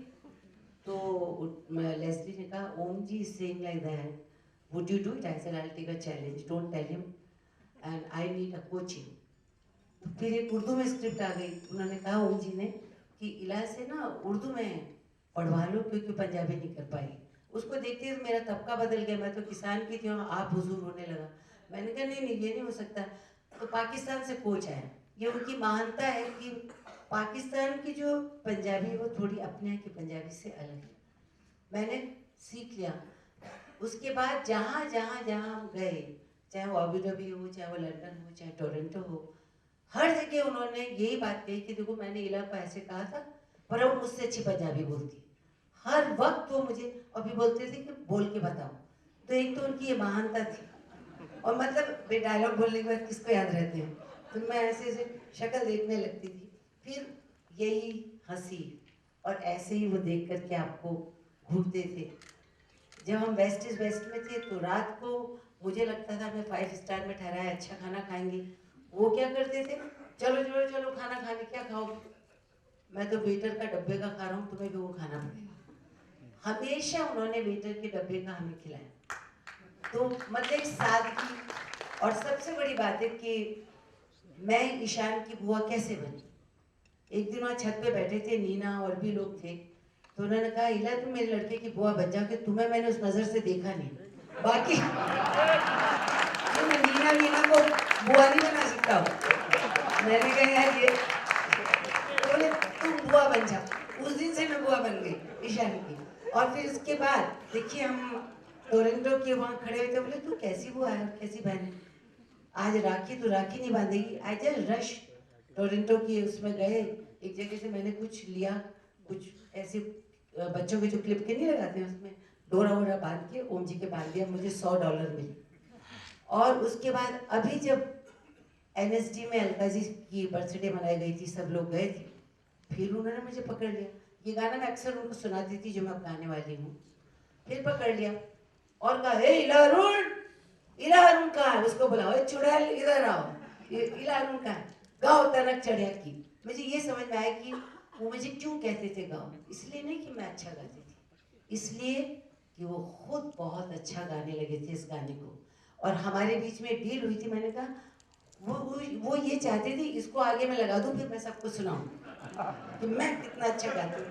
और एक तो उनका दमदार आवाज़, फिर वो गाते थे, तो हमारा ये तय हुआ था कि मेरे सन इन लॉ ध्रुव के साथ हम उसको रिकॉर्ड करेंगे और ओम जी को मैं प्रेजेंट करूँगी। वो दिन तो आया नहीं, पर आज आपके लिए आपके बिना कहे मैं वो गाना गाती हूँ। वो गाना क्या था, ट्रक वालों से मैंने सीखा था, तो जो उसका झोल है ना, ऊपर गई आवाज और नीचे गिरी, यही ओम जी को पसंद आता था, तो उन्होंने सुन लिया था। वो ऐसे था, और तड़क चढ़ारी कांचली ने काख माले गयो रची जो गयो पड़ो मेला में हम बे बीजनी ले गयो रे दादा भाई बीजनी ले गयो। अरे और फिर ये गाते थे, ता ता ता ता गुलगुला में खार जाऊं लो रे थारी बोली में पटेड़न तोरण मार जाऊं लो आसा मार जाऊं लो। और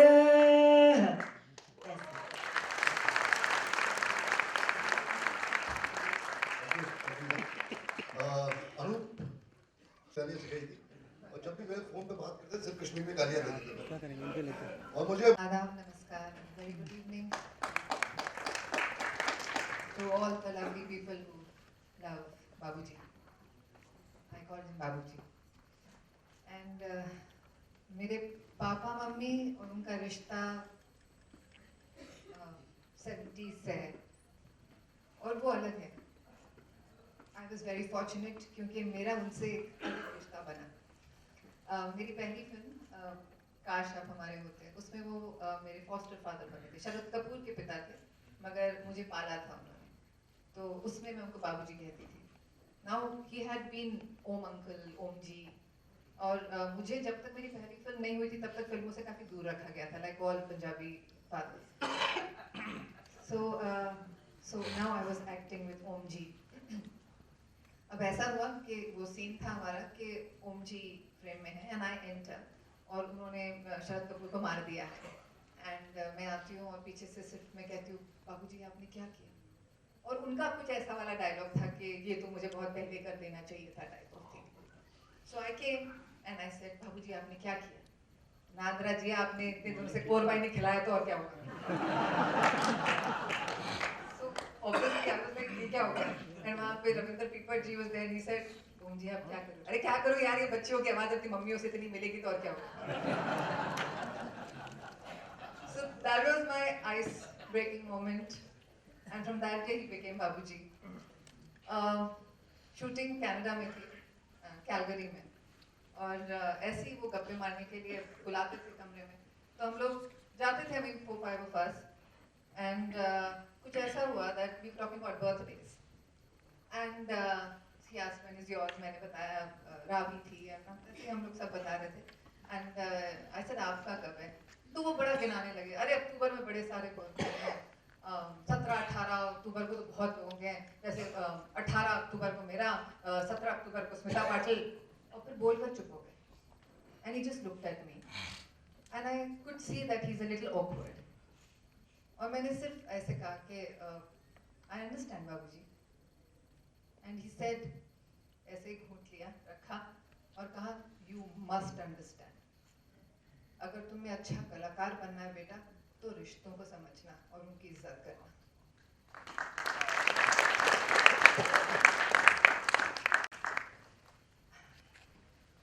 लेटर बाबूजी और मेरे रिश्ते को एक और मोहर लगी, मैं ईशान को राखी बांधती हूँ, so I'm in a way बाबूजी and I'm his daughter. कुछ फोन कॉल्स बड़ी इंटरेस्टिंग, काश आप हमारे होते didn't do well, and of course I was stamped as flop. So कुछ ऐसी एक दिन बात हुई, किसी वजह से मेरा उनके साथ फोन कॉल हुआ right after the film, and he said कैसी हो, तो मैंने ऐसे कहा हाँ ठीक हूँ, क्यों क्या, मैंने कहा अच्छी फिल्में नहीं मिल रही हैं, क्या करूँ, तो क्या हो गया, मत करो। He said तुमको क्या राज बब्बर की तरह 4 बहनें बिहानी है, भाइयों को सेटल करना है, या मेरे जैसे पूरी फैमिली को सेटल करना है, घटिया काम मत करना लड़की। Okay. And not that I made a choice. God was very kind. घटिया काम आए और ना अच्छा काम आए। That's good. So at least I was not known for घटिया काम। A very recent conversation. Diwali पे उन्होंने फोन किया था मम्मी को और कहा मैं चाहता हूँ कि ईशान आपकी वर्कशॉप करे, अब वो बड़ा हो गया है, अब बस आप लोग अपनी ठाय में ले लीजिए और उसको बना दीजिए, बड़ा हो गया वो। एंड ऑफ कोर्स मम्मी से, पापा भी बॉम्बे में थे, सो बात हुई अच्छे से।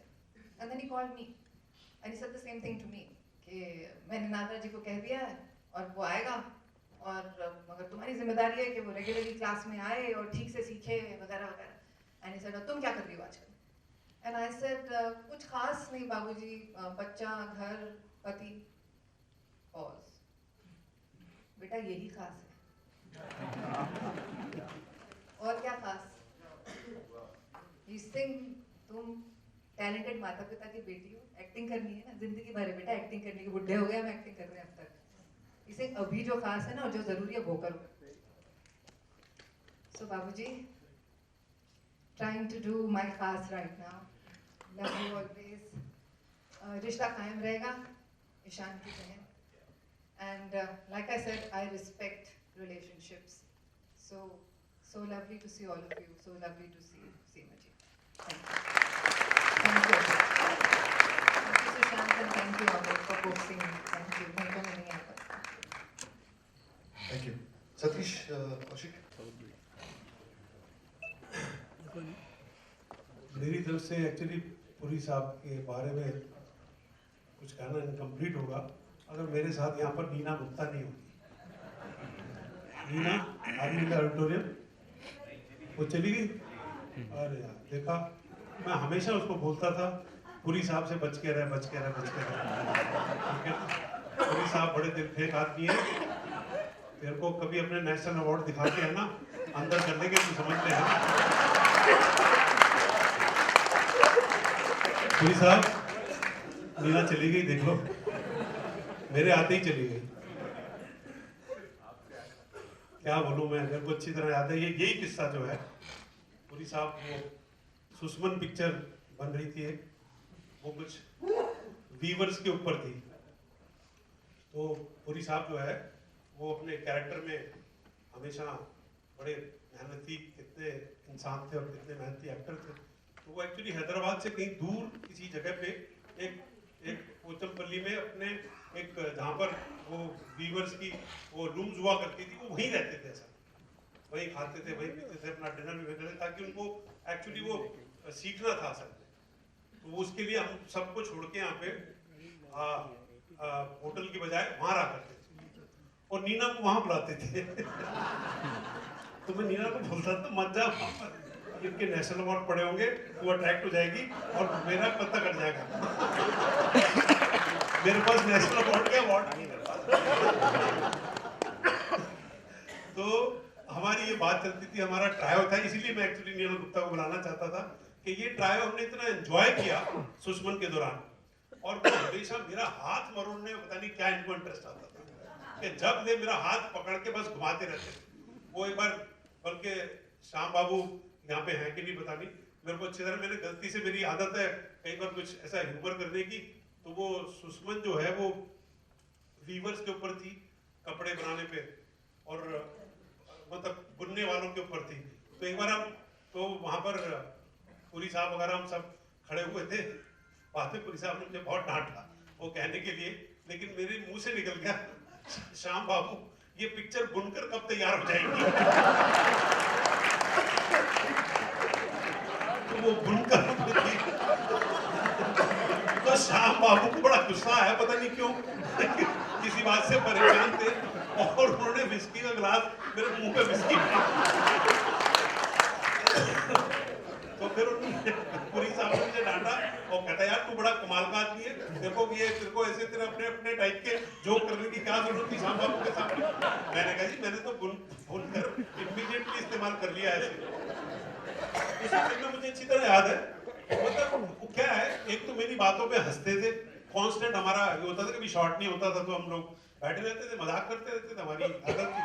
मेरा उस पिक्चर में थोड़ा सा एक सीरियस रोल था, तो वो हंसते हंसते क्या हुआ, शॉर्ट रेडी हो गया और श्याम बाबू ने कहा था एक ही बार में करना है ये उन दिनों में एक रील होती थी ना कि 400 फीट चलेगी, और मेरा कुछ सीन ऐसा था, उनकी बैक थी और मेरा फ्रंट था, और बाद में उनके शॉट होने थे, तो वो हंसते हंसते मैं गया, शॉट रेडी हो गया, मैंने डायलॉग याद किए हुए थे, वो किया, और मैंने आके गुस्से में, वो पुरी साहब को मुझे डांटना था, खबरदार तुम अगर ऐसा किया और ये किया, तो मैंने अपना डायलॉग बोलने शुरू किए और इनकी बैक और ये हंसने ताकि मुंडी भी ना हिले, तो बैक शॉट है। मेरे को कैसे वो पूरा डायलॉग कंप्लीट करना पड़ा, मेरी हालत हो रही है, और वो चांबा बोल रहा था कट नहीं करना बीच में। अभी वैसे ही फ्रस्ट्रेटेड एक्टर थे, बड़ी मुश्किल से तो काम मिलता था, वो भी आधे में कट जाएगा तो कैसे रहेगा साहब। तो पूरा जब शॉट खत्म हुआ तो मेरी हालत, मैंने कहा पुरी साहब क्या कर रहे हो आप यार, मेरा सीरियस सीन चल रहा है, आप हंसी जा रहे हो। वो कहता यार तू अभी तो हंसा रहा था सबको, अब तू गुस्से में कैसे हो गया तू? मैंने कहा अब यार नेशनल अवार्ड विनर एक्टर हो, आपको पता है कैसे एक्टर चेंज होता है ना? कहते नहीं यार तेरे को गुस्सा सूट नहीं करता, मैं इसलिए हंस रहा था सर। वो गुस्सा क्यों करता है, गुस्सा होने की जरूरत क्या? पर मैंने कहा मैं कैरेक्टर है मेरे में, क्या करूं यार, मेरे को गुस्सा तो होना पड़ेगा। तो ये पुरी साहब हमारे, और खैर मेरा तो आप अगर समझे तो हमारी शुरुआत जो है, मैं अच्छी तरह याद है अगस्त 1979 में आया था ये शक्ल को लेके, तो बहुत ही अंदर से हिला हुआ हौसला था, सपना बड़ा स्ट्रांग था। बड़ी खुशी की बात थी कि पृथ्वी थिएटर का आगाज हो गया था, पृथ्वी थिएटर खुल गया था, तो थोड़ा कुछ अपना टैलेंट दिखाने का मौका, और मेरी खुशकिस्मती थी कि मैं 9 अगस्त को एक्चुअली लैंड तो नहीं, मैं ट्रेन से आया था, अब तो लैंड ही नहीं किया, ट्रेन से आया था। तो पृथ्वी थिएटर आया और 9-10 अगस्त को बिच्छू प्ले ऑलरेडी चल रहा था, और रंजीत कपूर ने मुझसे कहा यार हमारा एक एक्टर चला गया, तू तो बिच्छू में बैक स्टेज काम कर चुका है, तो तेरे को डायलॉग याद होंगे, ऐसा करके 16 अगस्त को पृथ्वी थिएटर में प्ले है, तो तेरे को 16 अगस्त को ये शो करना। पुरी साहब उसमें मेन रोल करते थे।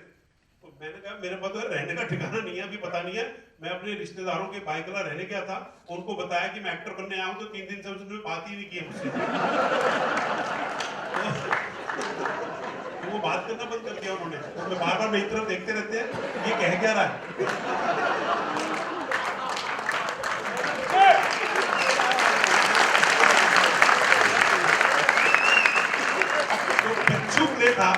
और भिक्षु प्ले में अब मैंने सोचा ये पृथ्वी थिएटर है, यहाँ पर सब है, पुरी साहब, रत्ना, सुप्रिया, करण राजदान, अथर नवाज पता नहीं यहाँ है शायद है, हाँ अथर वो रोल करता था। अथर लखनऊ चला गया था और मेरे को वो रोल बाई चांस मिल गया। Thank you Athar, thank you very much. वो अगर तू नहीं छोड़ के जाता और तू लखनऊ नहीं जाता तो मैं दिल्ली में बैठा होता। Thank you very much. By chance क्या हुआ कि वो मैं इम्प्रोवाइज करता था, तो इम्प्रोवाइज करते करते मैं कुछ बार बार करूं, पूरी साहब ने पूरा प्ले जो है वो अपनी मुट्ठी में कर रखा था कि कोई एक्टर दिखना नहीं चाहिए सर में। वो पूरी साहब करते भी ऐसे थे, एक तो गुजारते तो पूरा प्ले करते थे सर में ना। तो मैं बोलता था पूरी साहब आप क्या नहीं गुजारते डायलॉग याद करते हो, यहाँ पे अगर बोला तो ये वाला डायलॉग आएगा, चुप रहे तू, है ना। मेरे को हमेशा डांटते बहुत रहते थे और मैंने थोड़ी सी इम्प्रोवाइजेशन की तो मेरे को लाफ्टर ज्यादा आने लगे तो एक दिन मुझसे कहते यार तुम ज्यादा इम्प्रोवाइज मत क्या करो, समझे ना, क्योंकि अपने घटिया जोक्स है इसमें को खराब मत करो तुम। मैंने कहा पुरी साहब ठीक है, आप जैसा कहे वैसा। तो ये थे हमारे पुरी साहब। मैं शुक्रगुजार इसलिए हूँ कि पुरी साहब वो एक्टर रहे हैं, वो इंसान रहे हैं जिन्होंने बैरियर्स ब्रेक किए, जिन्होंने वो सीमाएं जो हैं उनको लांघा है। जब 70s 80s में सिर्फ ये बोला जाता था कि चॉकलेटी फेस जो है, जो अच्छे फेसेस हैं वही फिल्मों में आ सकते हैं, पुरी साहब आप नहीं होते तो हम नहीं होते, हम मुंबई में नहीं होते, क्योंकि आपने जो जंग लड़ी, जो आपने जद्दोजहद की, जो आपने कितनी मेहनत से, हमने पुरी साहब को मेहनत करते हुए देखा है, जूझते हुए देखा है, उन सीमाओं को पार करते हुए देखा है कि जब इस तरह के एक्टर का जो नॉन कन्वेंशनल लुक्स लेके आते थे, उनको हिंदुस्तान क्या उन्होंने पूरे विश्व के अंदर उस फेस को सबसे बेस्ट फेस करा दिया। तो पुरी साहब का तो हम लोग बड़े धन्यवादी हैं कि वो इस तरह की एक सिनेमा को छोड़ के गए हैं जो हम हमेशा याद रखेंगे और हमेशा उनको दुआएं देंगे कि आपने एक्चुअली हमारे लिए रास्ता बनाया। एक्चुअली आप गए नहीं हो, आप तो हमारे साथ हो, क्योंकि आप हो तभी आप जैसे लोग जो है वो और इस इंडस्ट्री में आएंगे और जबरदस्त एक्टर्स बनेंगे, क्योंकि आपको याद करेंगे और आपको अपने पास रखेंगे और आपको अपने साथ रखेंगे, तभी हमें वो हौसला और वो ताकत जो है वो बरकरार रहेगी। क्योंकि पुरी साहब आप गए नहीं हो, आप हमारे साथ हैं। धन्यवाद।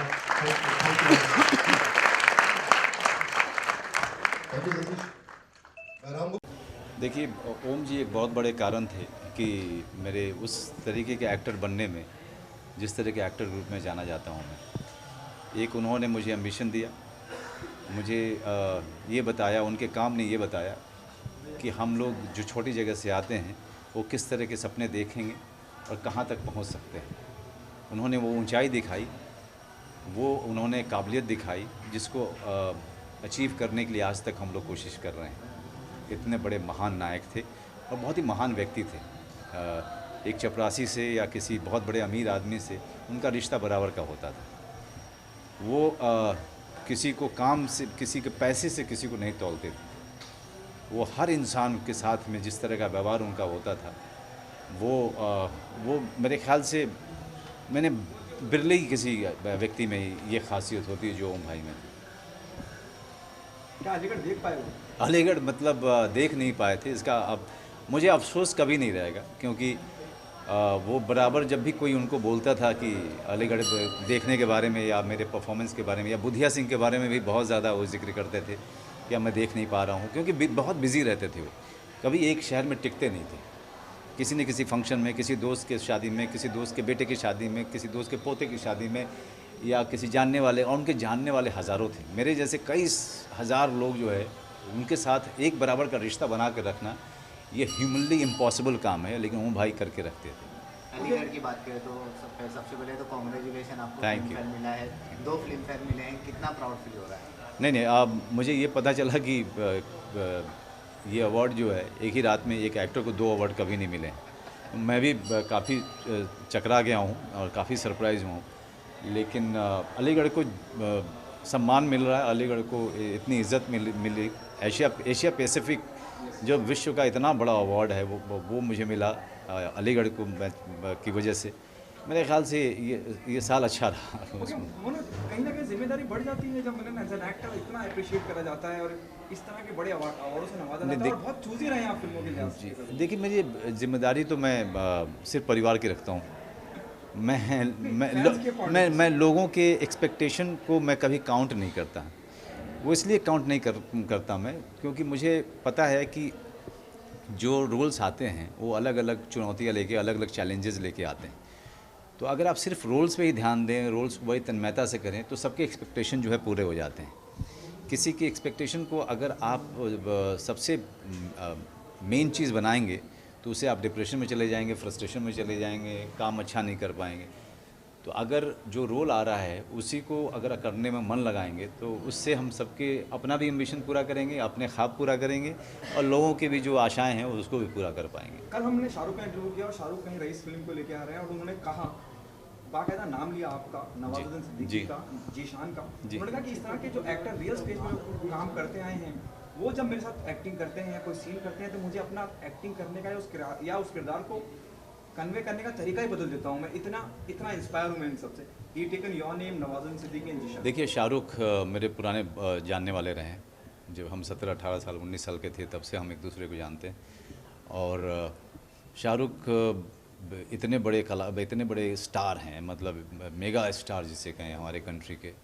इतने ऊंचाई जो है बहुत कम लोग हासिल करते हैं स्टारडम में।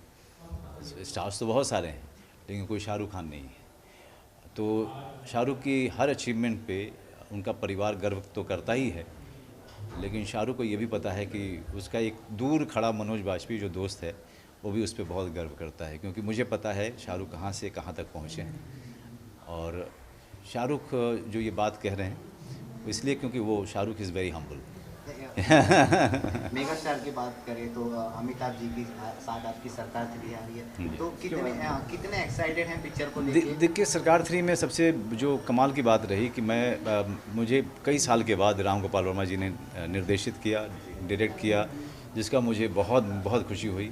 फिर अमित जी के साथ ये मेरी चौथी फिल्म थी और उसका एक अलग एक्साइटमेंट था।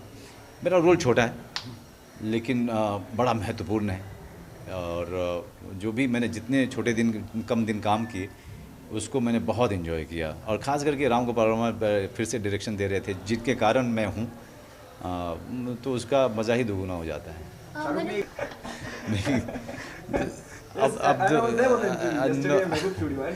आई am really thankful to him क्योंकि शाहरुख बिकू माथुरे को अभी तक याद किए हुए हैं, मैं खुद ही भूल चुका हूँ क्योंकि 19 साल पहले की बात है। So whenever I think of Satya and Biku Matre, I start feeling old, and I don't want to feel old. But thank you Shahrukh, thank you very much यार। Thank you so much. क्या ओमपुरी जी पे biopic बननी चाहिए और बननी चाहिए तो given a choice, would you be a part of it? I think मुझसे अच्छा कोई नहीं करेगा क्योंकि मैंने ओम जी को बहुत निकट से जानता था। अब मेरे लिए मैं उनकी प्रार्थना सभा पे आया हूँ और मैं आज इसलिए हंस रहा हूँ क्योंकि उनकी जो यादें हैं वो उसको अगर आप उनके जो मेमोरीज़ हैं याद करके आप कभी उदास हो ही नहीं सकते। ओम भाई ऐसी शख्सियत थे कि ओम भाई को याद करके कोई भी व्यक्ति उदास नहीं हो सकता। इतने हंसमुख टाइप के थे, हमेशा हंसाते रहते थे, हमेशा कुछ ऐसी हरकत किया करते थे जिससे कि हंसी आती थी। तो today I am remembering him with loads of happiness. Thank you so much.